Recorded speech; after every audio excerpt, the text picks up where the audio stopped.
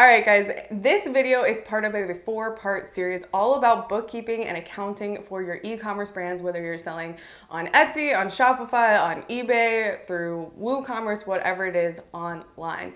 And what we're actually doing in this 4-part series is I'm having a conversation with CEO Matt Ramuzzi from CAPFORGE CPA office, who started an accounting firm that is specifically geared to the online business niche. So they work with over 850 brands that sell products online. It's kind of crazy. They work with brands from, companies just starting out doing $1,000 a month to companies up to $100 million a month in sales. So you can imagine that they've dealt with every single issue, problem, experienced every up and down with businesses selling online. So what Matt's actually doing is we're covering the 5 biggest mistakes that e-commerce stores owners make when it comes to their bookkeeping. So in this video, this is part 1, where we're talking about the 101 basics when it comes to online bookkeeping for your e-commerce stores. We're specifically covering why it's important in the first place and what's going to happen if you actually don't set up your books properly. I am actually a great example of that, as well as making sure that you're working with the proper softwares and systems, and you have those systems in place at the beginning of when you start your online business.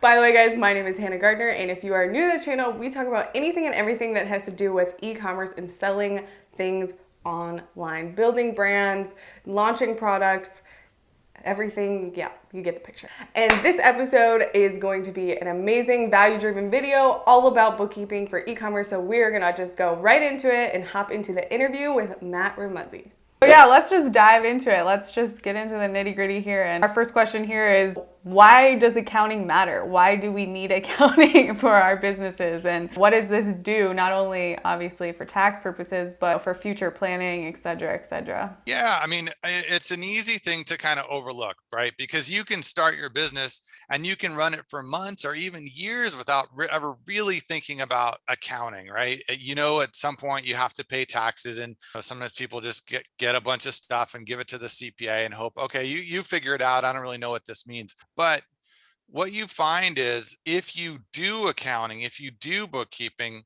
and you start to keep track of things, your business generally runs a lot better, and you can grow faster, and you can reach goals, set goals and reach goals, and keep more of all that hard work is generating for you. It's like if you were training to run a race, but you never tracked your time or how far you were running each day, it would be really hard to get better. It would be hard to start to go longer distances and get faster times if you were never keeping track of anything. Well, business is the same way. If you're not keeping track of what's coming in and what's going out and where it's going, and comparing month to month, that I do better this month or not, where is the money coming in from, where is it going out from or going out to, it's hard to keep track of it just by looking at your bank statement, and it's hard to know exactly what's working and what's not.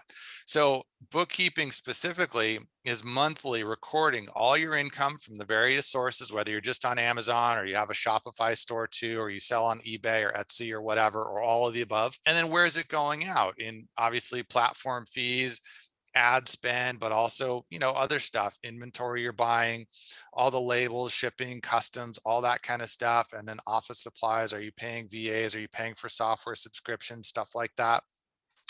Having a good handle on that, seeing how much is coming in and going out each month, you can really see, oh yeah, this month sales have grown 20%, and I was managed to keep costs steady, or costs are going up too. So maybe I need to raise my prices a little, or my ad spend's getting kind of out of control. I need to really rein that in. Or I need to look at how are my products doing, not just overall am I selling, but product by product, am I profitable on all the different SKUs I'm selling?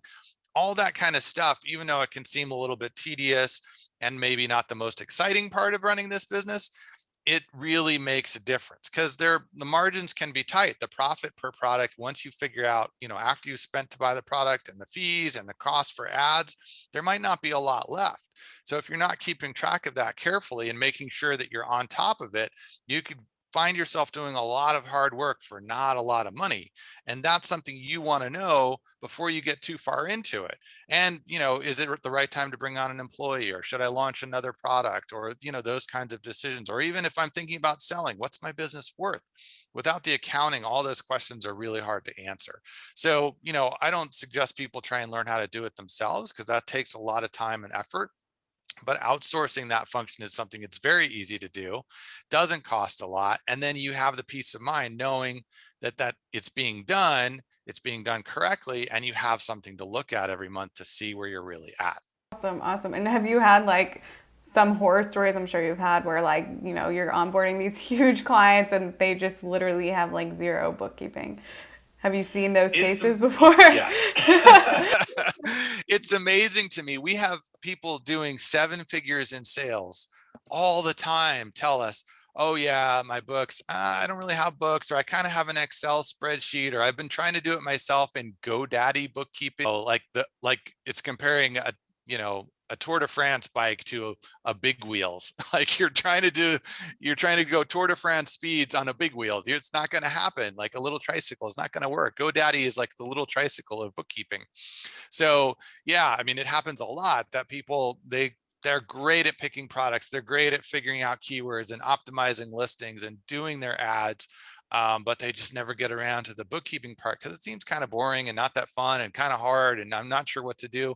And so they never get around to it. But eventually something happens. They get a letter from the IRS, or, whatever, something triggers it. And they're finally like, okay, I finally got to get this figured out. And that's when they give us a call and we go back and clean it all up for them and take care of it.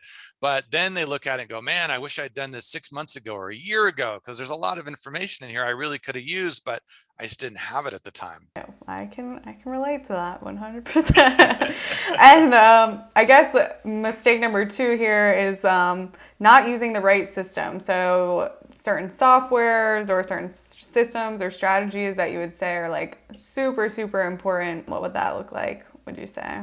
Yeah, I mean, a lot of people, like I said, they're using Excel, which you can certainly keep track of things, right? But Excel isn't an accounting software, right? It doesn't make sure that you're putting the right numbers in. You can put anything in any cell, either by mistake or just by not knowing. GoDaddy or Wave or FreshBooks or some other options that people use for accounting, but they're not really full accounting programs. They're not doing all the things that a proper accounting system should do. It's not making sure that you're reconciling your bank balances and credit card accounts to make sure that you've got every transaction in, and that beginning balance and ending balance are matching. And it's not keeping track of your balance sheet accounts, which, not to get into accounting jargon and whatever, but there's, income and expenses. Everybody generally understands how that works, but the balance sheet is the other side of accounting that says, how much do I have in assets, my cash in the bank, the value of my inventory? How much do I have in liabilities, money I owe for inventory I've ordered but haven't paid for yet? Or maybe I've got an Amazon loan with a balance on it. And then owner's equity, which is, how much have I invested into starting this business? And what is this business worth, at least on paper today? If I had to, sell everything I had, how much cash would I have left? What would my ownership stake in this business be? All that stuff, that balance sheet side of things, is not present in a lot of the more basic accounting functions, but it's really important to your business. So we always recommend QuickBooks, just because here in the US where I am, QuickBooks is by far the most popular accounting software. It works really well. We use it for all our e-commerce clients, including one.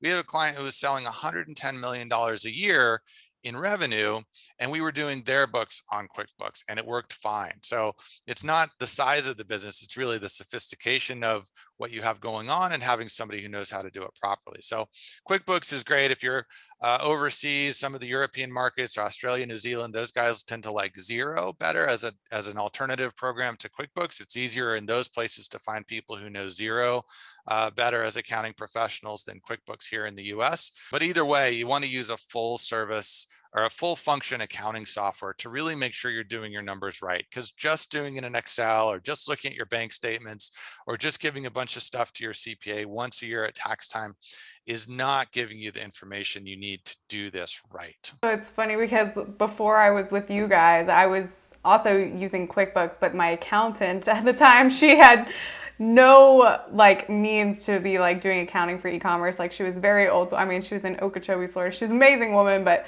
just, you know, used to doing like restaurants or barbershops, very like service-based, local service businesses.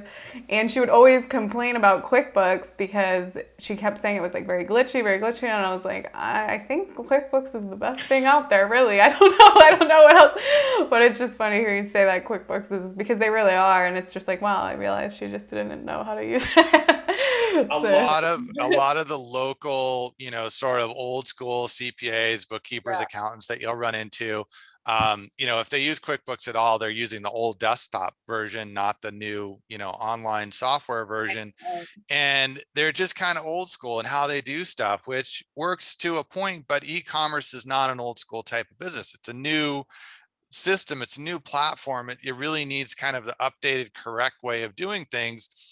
And you can get by, but it just, you're missing out on a lot of important information if you're just getting by. So if you're if you're talking to somebody who's telling you that, you know, desktop QuickBooks is fine, or even some other sort of platform is fine, they're probably just not real experienced with it, and they are not giving you the best overall advice. Yeah, 100%.